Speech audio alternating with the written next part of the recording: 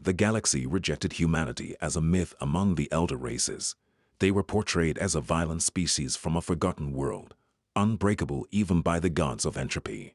The Galactic Council had ruled unchallenged over thousands of worlds for centuries, leaving no evidence of their existence, including their home world, ruins, or records. The pinnacle of civilization had unrivaled fleets and supreme technology. However, when the Drek Dominion launched their campaign of conquest, the Council's power began to crack. No one could stop the Drek, and no one dared until the sky over Xanthera Prime splintered apart, tearing reality asunder. From its depths emerged ships unlike any the galaxy had ever seen. They were not sleek and elegant.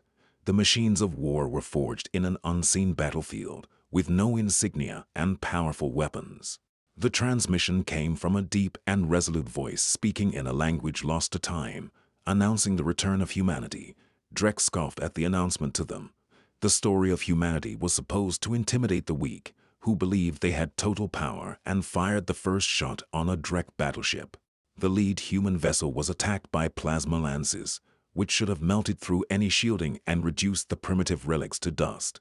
However, the ship's armor absorbed the hit and retaliated with raw destruction.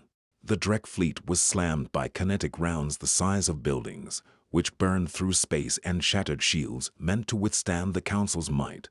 The humans advanced their ships with precision formation and tight movements, and fought with the cold efficiency of a species that had survived the impossible before. The battle did not last long, and the Drek was defeated. The warlords, who had been terrorizing the cosmos for centuries, became silent, and humanity spoke up as quickly as they arrived. The galaxy had forgotten us, erased our past, and predicted our demise. However, throughout the stars, empires shuddered as the mythology of humanity became a reality. The galaxy would never be the same again. After the struggle for Xanthera Prime, the Drek Dominion suffered a crushing defeat, resulting in a slaughter. The Galactic Council, watching from their ivory towers, struggled to comprehend what had just occurred.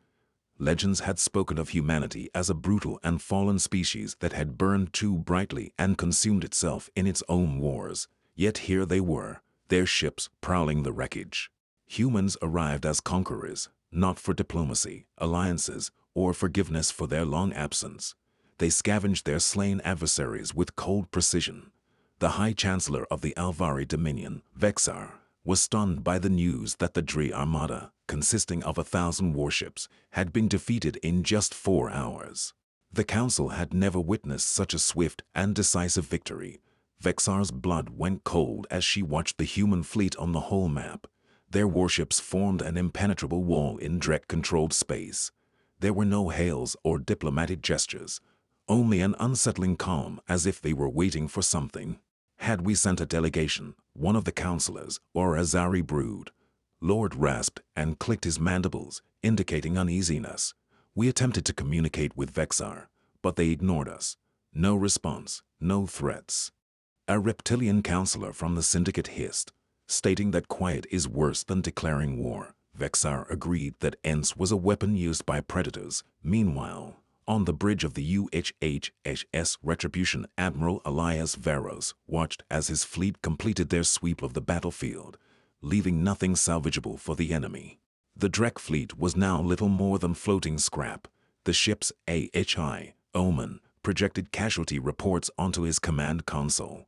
The Drek forces eliminated 98% of human casualties and 0.4% of the enemy.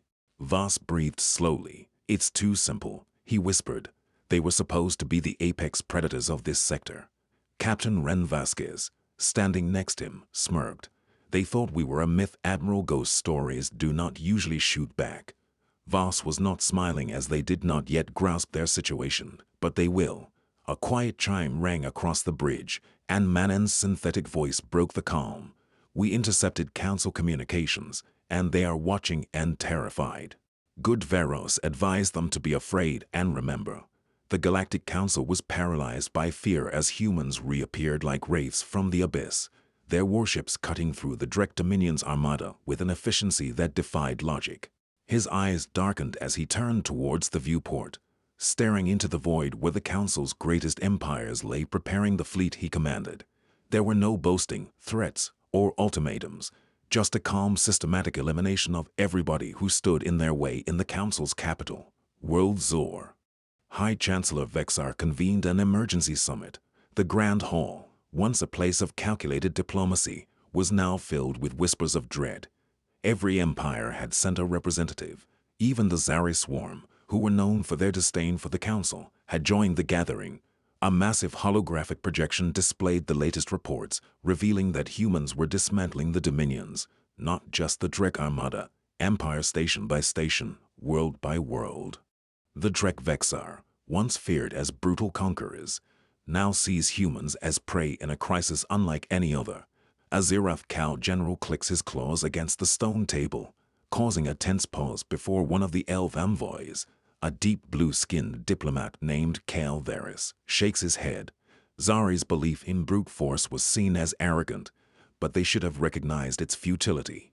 She clarified that they were not against a mindless swarm or a warlord's ambition, but something else entirely. The room became hushed as she signaled for the next report. The holographic display showed grainy footage of a captured human transmission intercepted from a human ship. The voice was deep and calm, saying, "We do not seek war, but we will not be forgotten." The screen then changed again.